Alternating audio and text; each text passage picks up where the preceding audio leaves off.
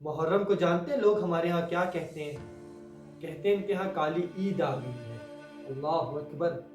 دیکھیں میرے معزز سامعین کہ اس نتائج تک امت کو پہنچا دیا ہے کہ آج مارکیٹس میں، آج انٹرنیٹ پر، آج سوشل میڈیا پر محرم ڈیزائن کے نام سے نئی نئی کلیکشنز آ رہی ہیں۔ مرد تو مرد، خواتین ان سے بھی آگے ہیں۔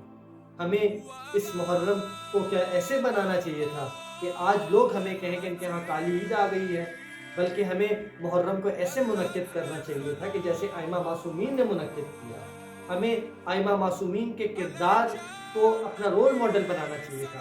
ہمیں اس کردار کو اپنانا چاہیے تھا جو ائمہ معصومین نے ہمیں بن کر دکھایا کہ امام رضا علیہ السلام سے ملتا ہے کہ مولا جیسے ہی محرم کا چاند دیکھتے تھے غمگین ہو جاتے تھے مولا، اور مولا اپنے لباس پر خاک کو مل لیا کرتے تھے، اپنے سر کے اوپر خاک کو مل لیا کرتے تھے، اور اپنے پاؤں سے نالین کو اتار دیا کرتے تھے۔